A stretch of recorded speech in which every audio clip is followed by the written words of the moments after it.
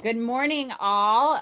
Thanks for joining us for our weekly virtual policy and action update. I'm Emily Reddick. I'm here with the MASSCreative team, Tracy, Program Director, Selassie, Operations Manager, Sophia, Program Fellow, and then our intern core for the summer, Danny, Ian, and Simone. We are so glad to be here with all of you. So today is especially important because today is Juneteenth. So happy Juneteenth for everyone. Juneteenth is meant to be a day of joy. It's a celebration of freedom and emancipation because it marks the day on June 19th, June 19th, 1865, when General Gordon Granger read General Order Number 3 in Texas, which freed the last remaining enslaved people 2 years after the signing of the Emancipation Proclamation. And so this is a day that Black communities across the country have celebrated and commemorated, and we are now seeing a larger embrace of that from communities across the nation. And so we want to recognize that.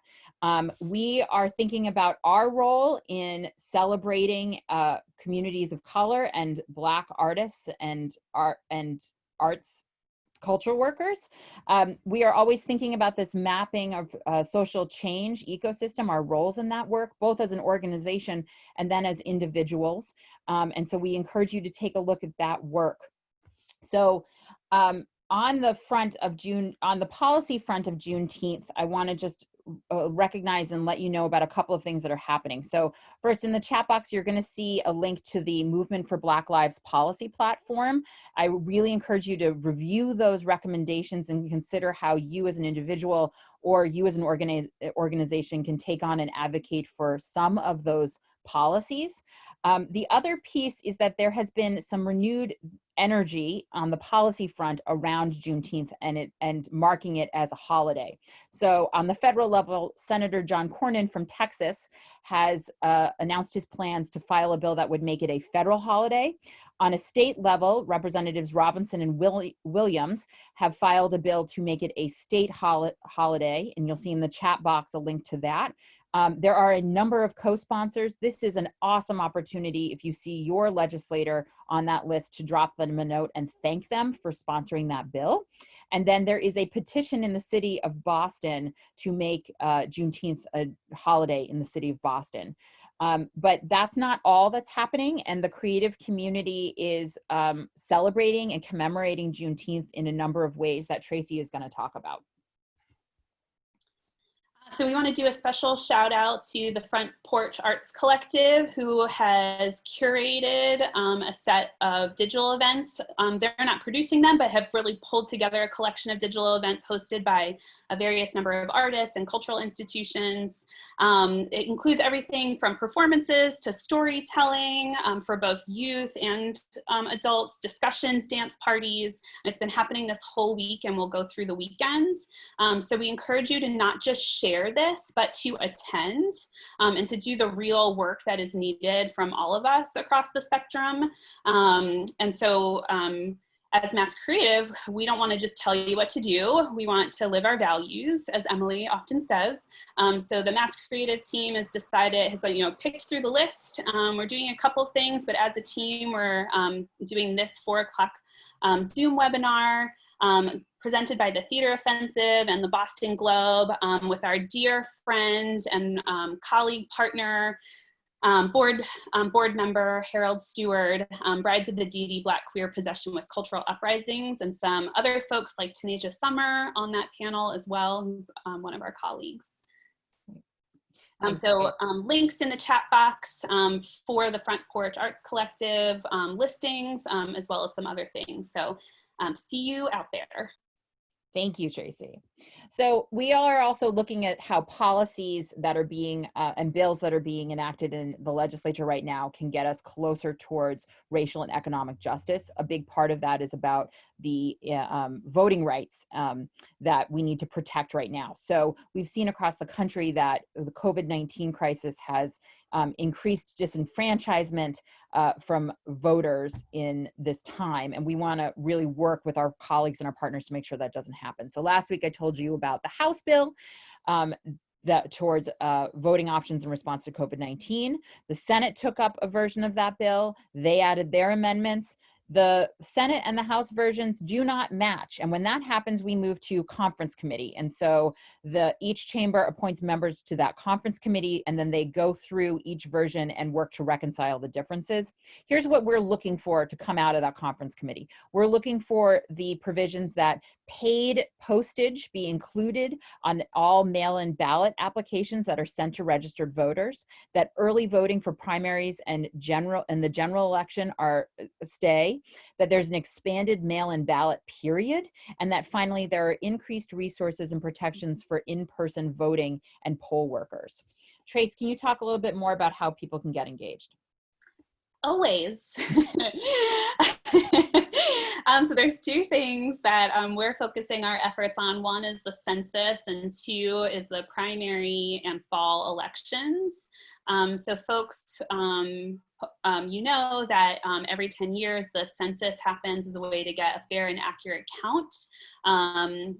And a way to make sure that our federal and state dollars come down to municipalities for everything from education to arts funding to health and human services. So we need to make sure that we have a fair and accurate count.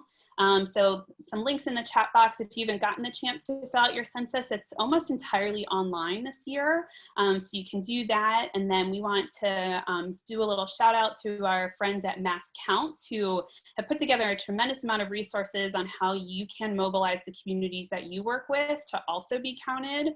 So this week is their Census Week of Action. They put together this amazing toolkit. And then obviously all of these actions can continue outside of this week through October when the deadline has been extended. And then the second piece, just the work that we're doing around elections. So we announced a couple weeks ago that this moment of economic and racial injustice have forced us at MassCreative to relook at our programming and pivot how we're working around elections to really drive the focus towards strengthening democracy and enhancing civic engagement, to make sure that underrepresented communities also have access to elections.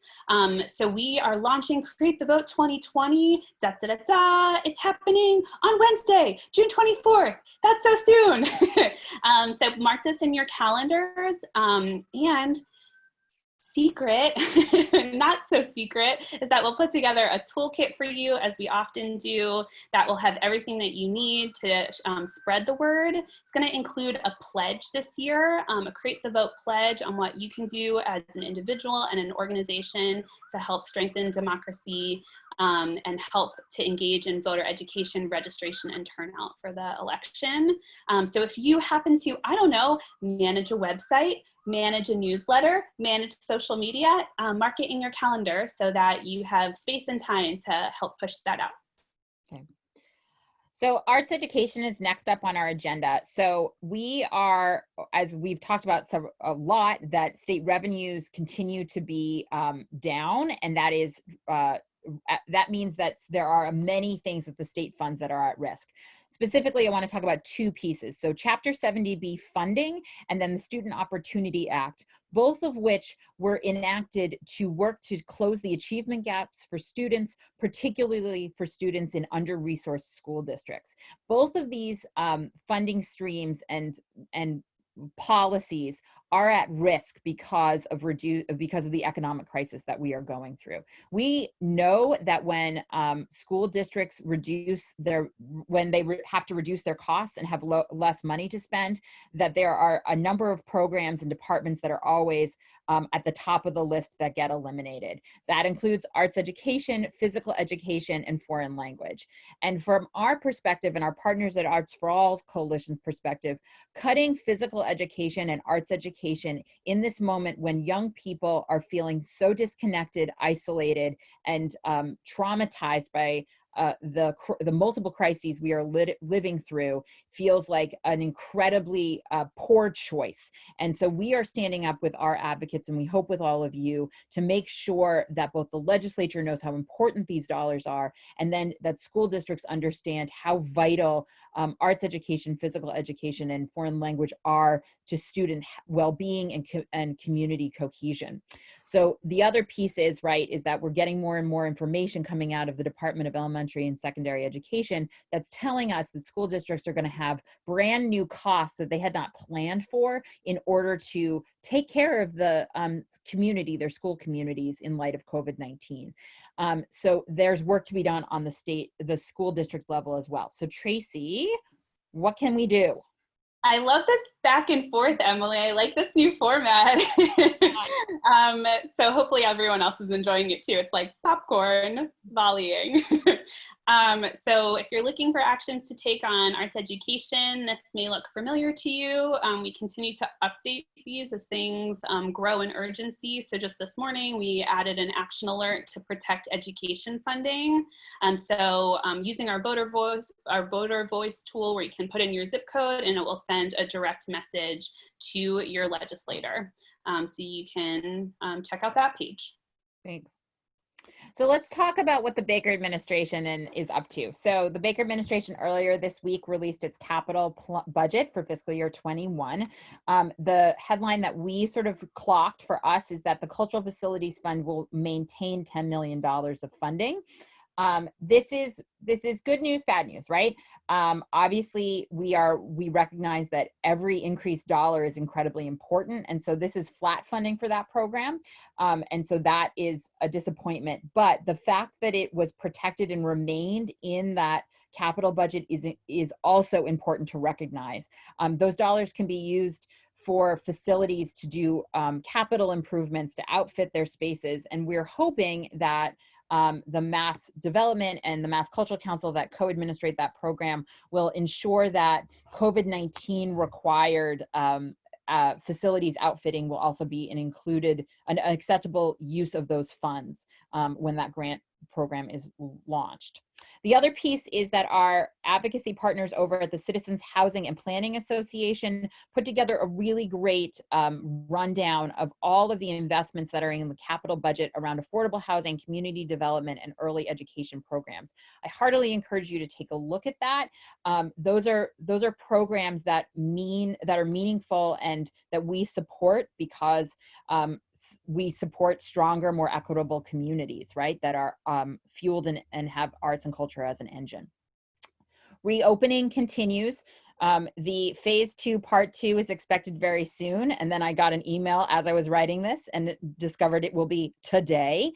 So this will be the second part. We know that phase 3 guidelines are being developed right now. And so what I'd really appreciate is every once in a while we get some questions about reopening or we get asked by folks inside the administration what's useful to hear from the sector. And so we would really appreciate if you would share your questions. I've misspelled partners, excuse me. If you would share your questions about phase 3 reopening in this form that you will now see in the chat box. This is a way for us to collect that information, share it with our partners on the state and municipal level, and advance the work that we are doing together. So the other piece is that we're talking a little bit about money. We're talking about the sector being able to reopen in earnest. And this is an important time to remind everybody that the case for the creative sector and making that case is more important than ever. There was an op-ed that Craig Coogan from Boston Gay Men's Chorus and I co-authored that was in Commonwealth Magazine this week that talks about the importance of a vibrant arts and cultural ecosystem. I encourage you to take a look at that and share that. We are running out of time, Tracy. So really quickly, I just want to share a couple of things. That Main Street lending program that the Federal Reserve is putting together, they are in fact working on that nonprofit expansion, and that's happening as we speak. We expect to see guidance on that soon. And then the EIDL was reopened. These are not forgivable loans, but are still a part of the CARES Act. In the chat box, you'll see Americans for the Arts put together a really useful table that helps you sort through the CARES Act and where you might be able to find relief for your organization or for your individual artistic practice. And then with that, Tracy? All right. Yes, just like every week, we tell you what our top actions are. We talked about them throughout today, but you can always find these in our COVID advocacy. Great. And then share your feedback. As always, we are interested in, it's very important that we know how we can serve you all better as arts advocates, arts and culture advocates. Here's the full team. We will see you next week, June 26th, for our policy and action update. A note, we will be canceling July 3rd. We will not, the offices will be closed at MASSCreative, and so we will not have a policy action update that day, but we hope to see you next week. Thank you all for your time. We are so glad to be in partnership with all of you. Make sure you get some outside time today, or this weekend, excuse me. And happy Juneteenth. Happy Juneteenth.